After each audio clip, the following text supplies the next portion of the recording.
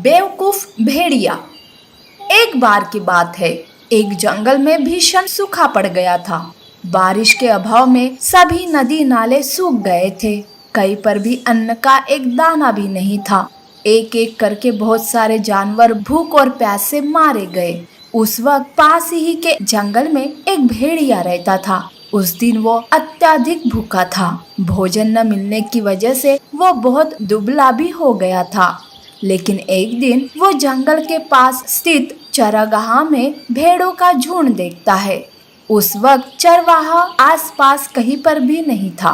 वो अपनी भेड़ों के लिए पीने के पानी की बाल्टियां भी छोड़ कर गया था। भेड़ों को देखकर भेड़िया खुश हो गया और सोचने लगा, अरे वाह, चरवाहा तो भेड़ों के पास नहीं है।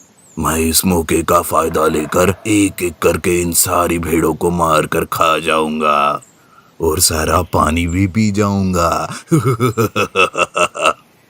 इस तरह भेड़िया एक योजना बनाता है और भेड़ों के पास जाकर उनसे कहता है, सुनो दोस्त, मैं अत्यधिक बीमार हूँ और चलने फिरने में असमर्थ हूँ। क्या तुम में से कोई मुझे पीने के लिए थोड़ा पानी दे सकता है?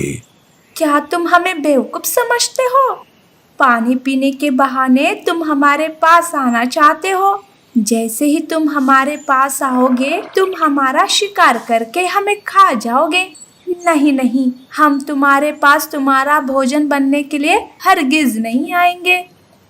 ऐसा कहकर सारी भेड़ वहां से भाग जाती है और इस प्रकार भेड़ों की सतर्कता के कारण भेड़िए की योजना असफल हो जाती है और बेचारा भेड़िया बस हाथ मलते रह जाता है और कहता है, अरे मैंने इन भेड़ों को तो मूर्ख समझ लिया, लेकिन ये तो काफी चालाक निकली। अब मैं क्या करूं? भूख के मारे तो मेरी जान जा रही है। लगता है अब कोई दूसरा शिकार ढूंढना पड़ेगा। दिन बीतते रहते हैं। यूं जंगल में खाने के लिए भटकते भटकते भेड़िया एक जगह पर पहुंच जाता है और वो देखता है कि एक छोटा मेमना जंगल के किनारे स्थित चरागाह में चर रहा था। अचानक भेड़िए की निगाह उस पर पड़ी और उन्हें देखकर वो सोचने लगा, अरे वाह, फिर से आज तो किसी भी हालत में मैं शिकार करके ही रहूंगा। मेरी किस्मत भी मुझे साथ दे रही है कि ठीक भोजन के समय ही मुझे मेरा शिकार मिल गया। मैं इसे किसी भी तरह खाकर अपनी भूख मिटाऊंगा। ये सोचकर भेड़िया तेजी से दौड़ता है और उस मेमने को पकड़ लेता है। अब भेड़िया उसे खाने ही वाला था कि तभी मेमना कहता है, अरे सुनो भेड़िए, क्या तुम मुझे खाने से पहले मेरी अंतिम इच्छा पूरी करने की कृपा करोगे? क्या कहा? आखिरी इच्छा? ठीक है, लेकिन कोई चालाकी नहीं। बोल, क्या है तेरी आखिरी इच्छा? मैं चाहता हूँ कि तुम बांसुरी बजाओ और मैं उसकी धुन पर नृत्य करूँ। नृत्य करते करते जब मैं थक जाऊंगा तब तुम मुझे खा लेना।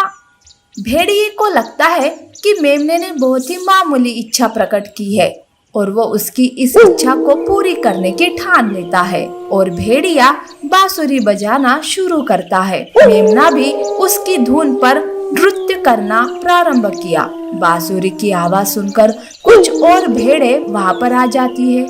भेड़िए के समीप छोटे से मेमने को नृत्य करते हुए देख सारी भेड़ उस भेड़िए के ऊपर धावा बोल देती है और वो भेड़िया किसी तरह अपनी जान बचाकर भाग जाता है। सुरक्षित जगह पर पहुंचकर वो सोचता है, अरे मैं भी कितना बेवकूफ हूँ। क्यों मैंने अपने आप को संगीतज्ञ समझ लिया और उस मेमने की आखिरी इच्छा पूरी करने निकला। अब तो ये शिकार भी हाथ से निकल गया। लगता है अब भूखे ही मरना पड़ेगा। इस तरह से भेड़िए को मेमना मूर्ख बनाकर अपनी जान बचा लेता है और भेड़िया भूखा मारा जाता है।